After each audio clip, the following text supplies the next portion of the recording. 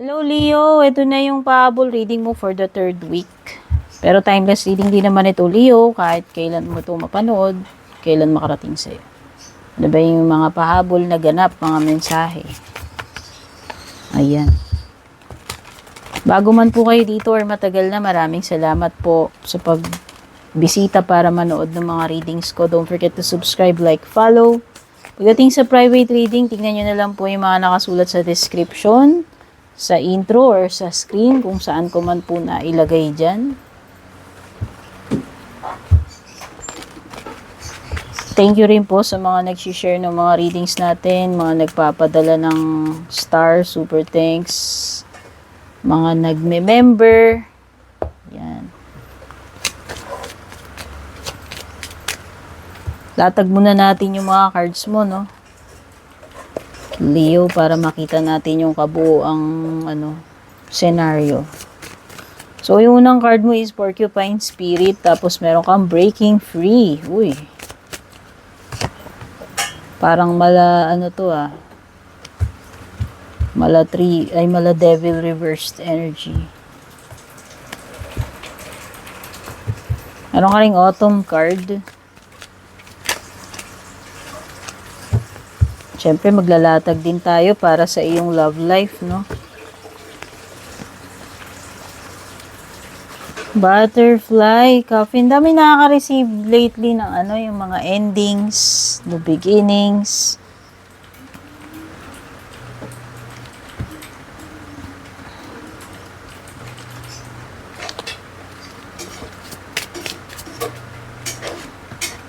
May timing ka dito, may natin yan.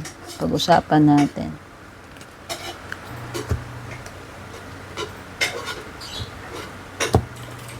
Okay.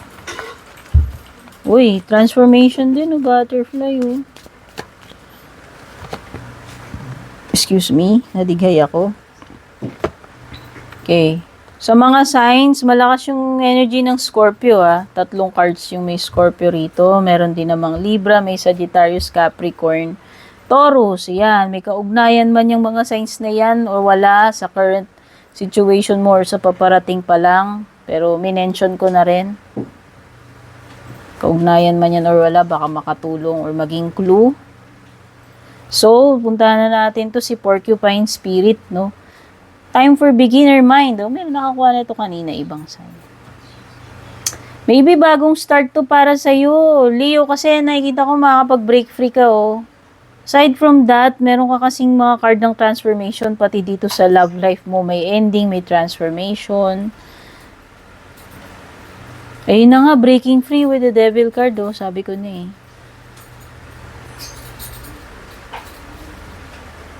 Oo. May mga dapat kang baguhin, umpisahan. Sa love life mo yan, sa sarili mo. Ano man tong mga unhealthy attachments na to, bad habits, ayan. Kailangan mong gumawa ng way na makapag-break free ka dyan, Leo. Or else, matatali ka lang ng matatali doon sa sa toxic na na yan, toxic na environment na yan, or connection na yan, or addiction, whatever. Kung hindi mo sisimulan, walang mangyayari. Yan magsisimula siya sa'yo sa mindset mo Paano ka ba mag-isip? Siguro doon. Hanggat hindi mo kasi ito na-acknowledge, nare-realize, walang mangyayari, hindi ka makaka-break free dito. Kailangan mo nga mag-break free, ayan Malay mo naman, may habol mo yan. Kasi ito yung pahabol reading, ito yung mga posibleng hahabol sa'yo last minute Nandito yan sa reading natin So yeah, may timing dito. Kung hindi mo man ito maihabol ngayon, Leo, mabibigyan ka ng period dito mga 6 to 9 months. Sabi nitong card na to.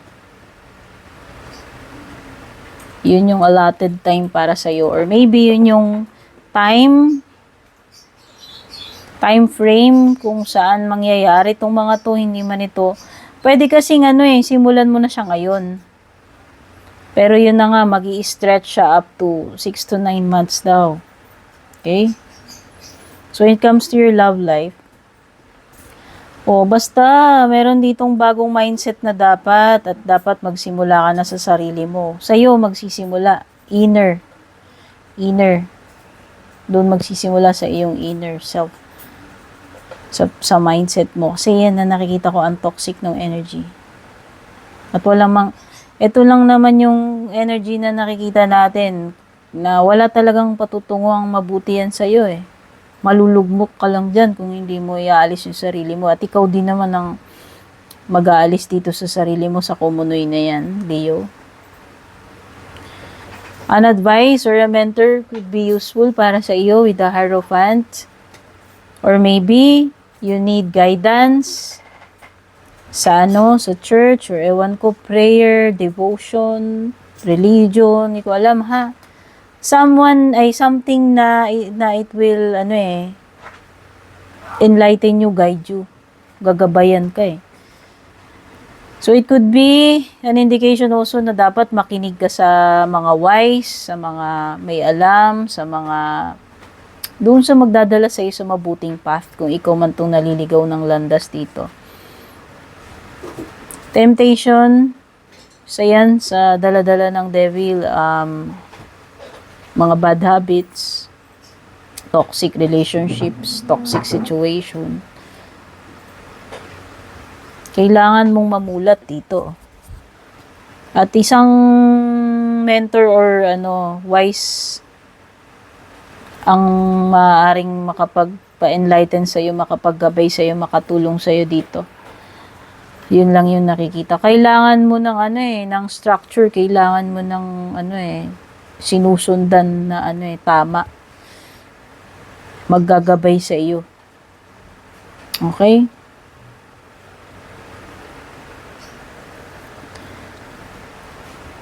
Pagdating naman dito, you have options with the 7 of Cups. Alam mo, maraming pwedeng posibilidad para sa'yo. Ang maganda dito, makakapamili ka. May choice ka naman talaga. With the Devil card, you also have a choice. Hindi ka naman talaga damned or stuck there for eternity. Nasa sa'yo yan eh. Kailan ka magigising? Sabi ko nga, manggagaling sa iyo sa kaibuturan mo, sa kaloob-looban mo sa puso mo, sa isip mo, doon mag-uumpisa yun Doon mag-i-spark yun. Pero, once na nagising ka na, yun na yung moment na makakapag-snap out ka na rito sa sitwasyon na ito. Nakikita ko rin, pwedeng itong 7 of Cups na to, mga distractions lamang. Like the devil who's trying to deceive you. Kasi naman ang trabaho ni devil, di ba? Alam naman natin trabaho ng kalaban, dinideceive tayo. Tinitempt tayo.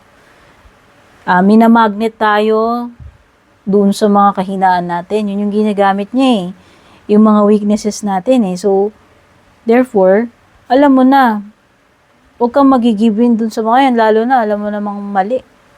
Walang magandang maidudulot sa'yo.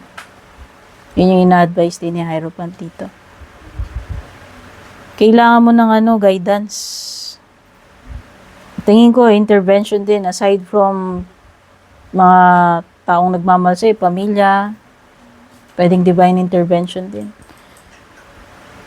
Kailangan mo ng isang parang sinusundan na parang yung doctrine or whatever.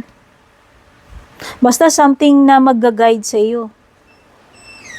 Hindi yung watak-watak, yung bahala ka sa buhay mo, yung gusto mo na susunod, no? Kailangan mo ngayon ng structure, kailangan mo ng discipline, kailangan mo ng guidance ng mentor. So, makakatulong din siguro prayer para sa'yo. Para maalis mo yung sarili mo dito. Kung nahihirapan ka. Oo. Kasi kung hindi mo kayang alis sarili mo dyan, pwede talagang kailangan may divine intervention. Ibang tao or galing sa langit na intervention.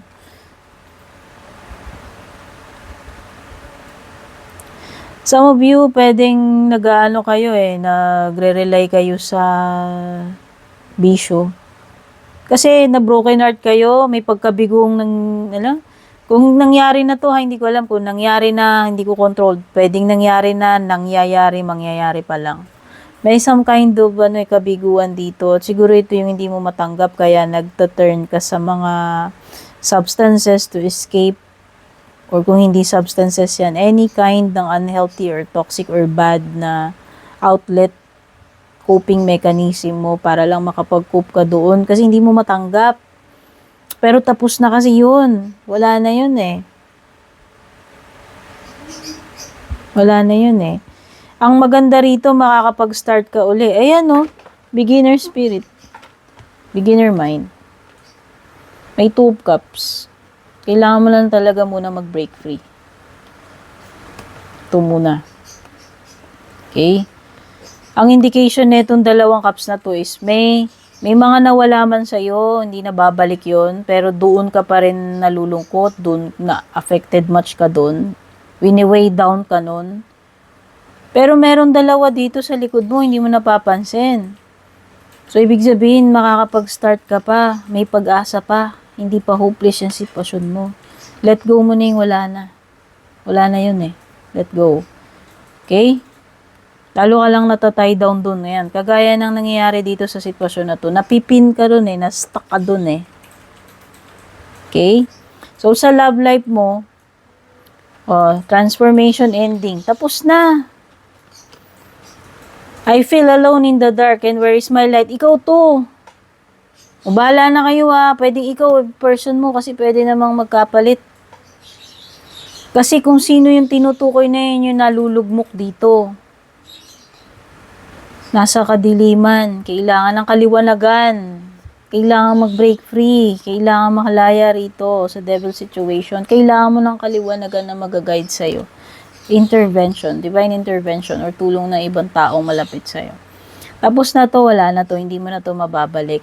Dapat mag-focus ka sa new beginnings dito sa love life mo. Basta, itong ending na to, once na ma-accept mo yan, yan yung magbibigay ng kalayaan sa'yo at yan yung magsisimula yung transformation sa'yo. Okay? Yun yung butterfly eh.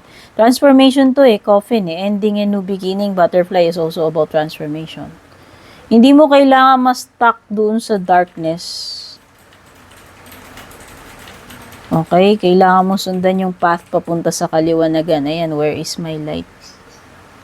Kasi pag iniisip mo, lalo lang magiging madilim. Dahil iniisip mo, wala nang kaliwanagan. Yan, totoo meron.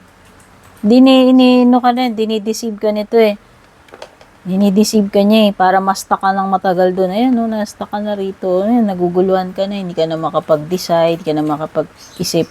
Ang daming mga panggulo dyan sa'yo. Kailangan mo talaga prayer, divine intervention. Okay, Leo, yan yung mga na-pick up ko.